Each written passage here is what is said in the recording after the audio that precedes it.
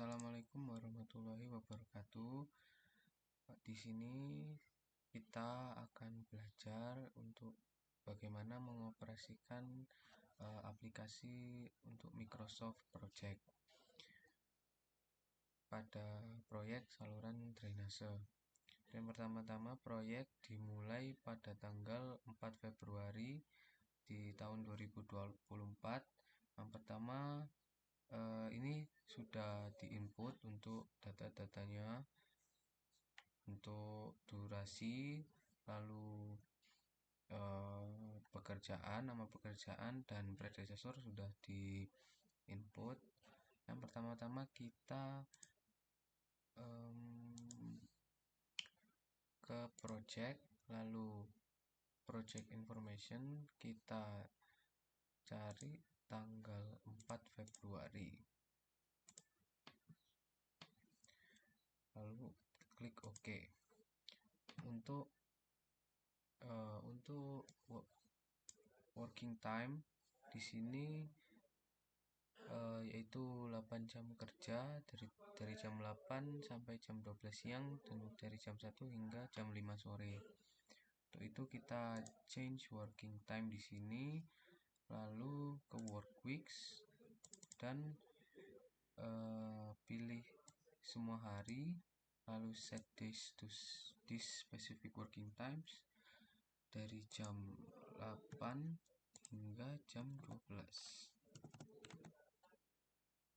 lalu jam 1 siang hingga jam 5 sore. Oke. Lalu untuk di sini juga ada hari libur, kita pilih exception, lalu tulis cuti bersama dengan startnya yaitu di tanggal 30 Mei hingga tanggal 12 Juni. Oke. Lalu kita masuk ke resource untuk menambah jumlah dari sumber daya. Yang pertama ada pekerja, di sini ada 5 orang, 35 pekerja. Lalu ini ada 15 tukang. Bentar. Kita kembali ke Gantt chart. Setelah itu di sini juga sudah terinput datanya. Untuk resource dari pekerjaan sudah terinput. Sebagai contoh, kita bisa masukkan sumber daya dengan cara mengetik di sini assign resource dan mengetik menginput berapa jumlah sumber daya yang dibutuhkan. Kita butuh 3.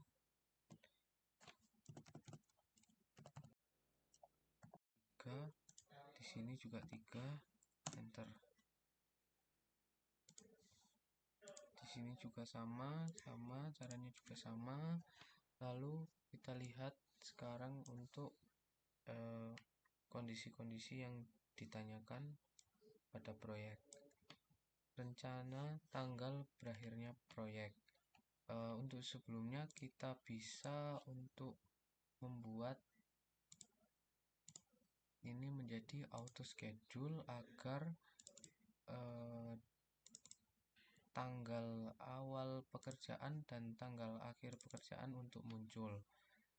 Lalu di sini sebelum itu kita harus mengindent beberapa sub pekerjaan. Caranya seperti ini. Di sini kita indent task. Ini juga kita indent. Lalu ini indent. Di sini diindent lagi.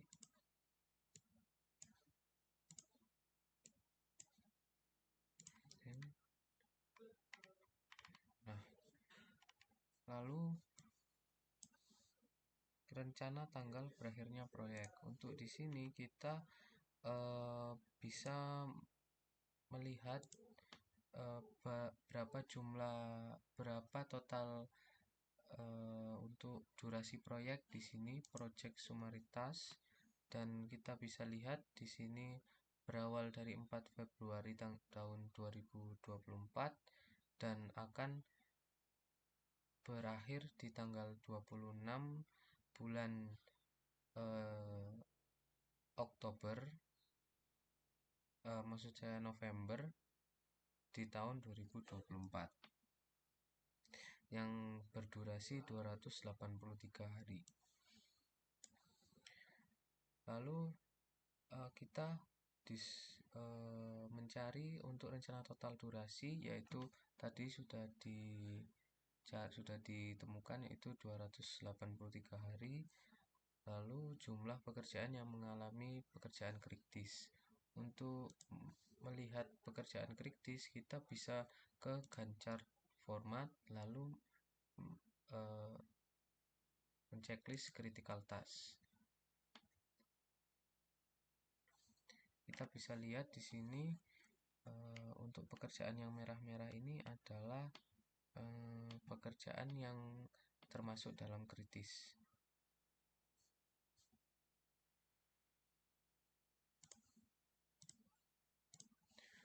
Lalu untuk melihat bagaimana beberapa pekerjaan yang dikritis, kita bisa highlight, lalu kritikal. Lalu ini adalah beberapa pekerjaan yang kritis. Ada ini persiapan, lalu dan sebagainya. Ini adalah beberapa pekerjaan yang kritis. Lalu setelah itu kita lihat soal lagi.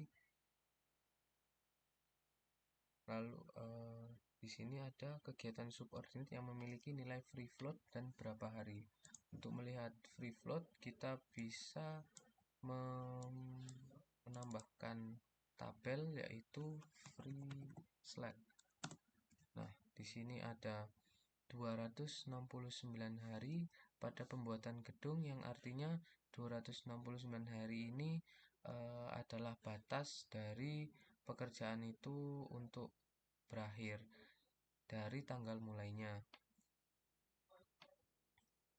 Yang artinya pekerjaan ini juga tidak akan mengganggu pekerjaan untuk durasi proyek, karena ini bukan termasuk pekerjaan kritis. Di sini juga ada untuk klasteran 1, yaitu 82 hari dan 9 hari. Setelah itu kita bisa lihat jumlah pekerja dan tukang per minggu, yaitu dengan cara kita klik view, lalu details, lalu kita resource graph dan klik di sini. Nah, kita bisa lihat di sini ada beberapa jumlah dari tukang, yaitu sekitar ada 5, 16, 14, 17. Dan kita bisa lihat di sini ada merah-merah, ini artinya overlocated atau terlalu berlebihan untuk pekerjaannya, sumber dayanya berlebih. Untuk itu kita juga bisa melihat sumber daya yang terbanyak jamnya dengan cara resource usage. Di resource usage ini paling terbanyak adalah pekerja dengan 45.288 jam. Kita bisa tutup ini.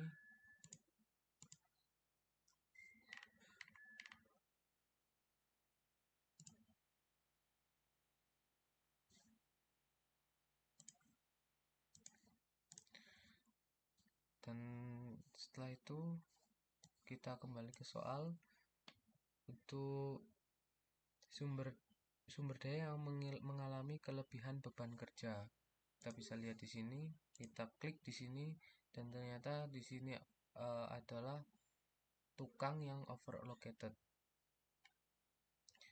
Kita juga bisa lihat di sini, untuk di sini adalah tanda kalau pekerjaan ini adalah kelebihan sumber daya atau overlocated di urukan pasir pekerja, lalu di galian 3 pekerja. Sebagai contoh di sini, sini pekerja.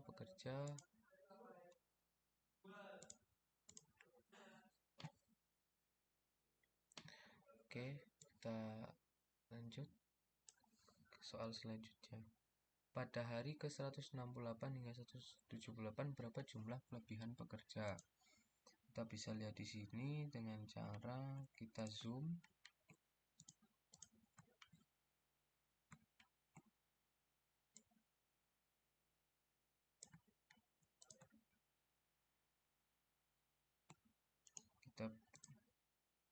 Kita bisa ganti time scale-nya dengan cara bottom tier. Lalu di sini kita bisa dari day 1, day 2 from start. Lalu oke.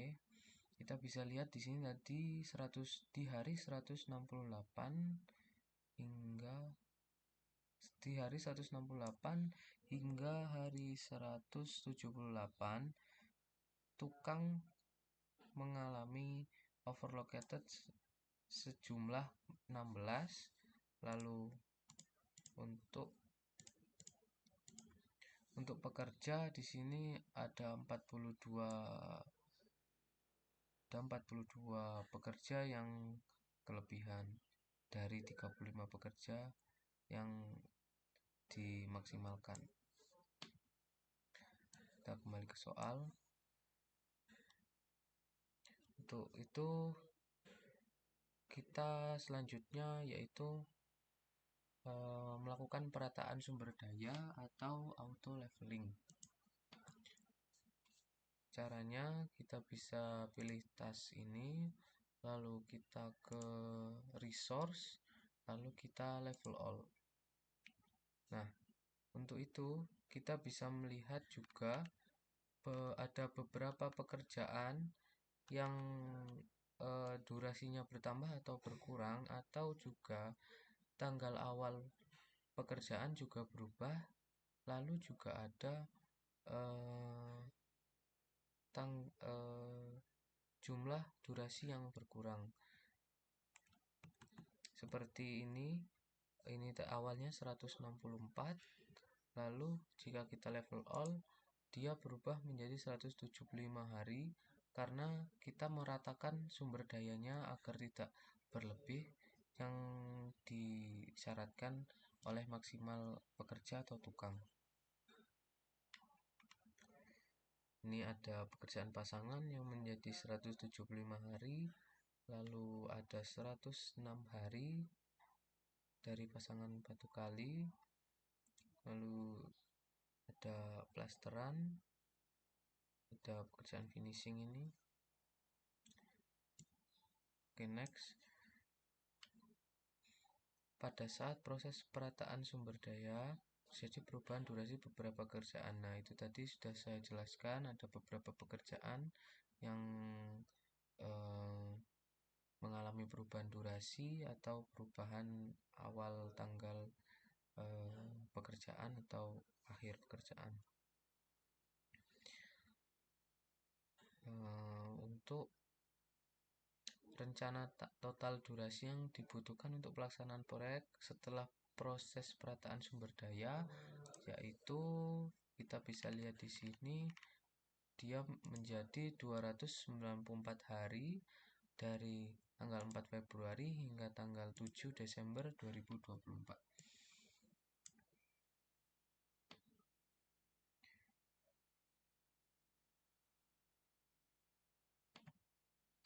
Lalu setelah dilakukan proses perataan dengan metode 1, apakah bisa penjadwalan tersebut digunakan untuk dilaksanakan secara nyata di lapangan?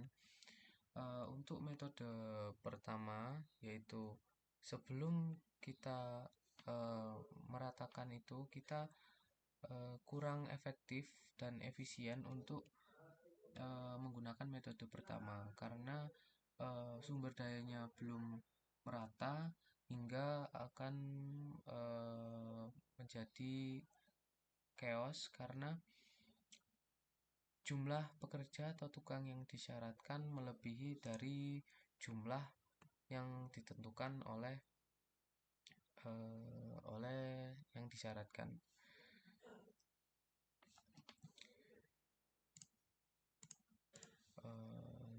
Oke, itu saja mungkin dari saya. Terima kasih. Wassalamualaikum warahmatullahi wabarakatuh.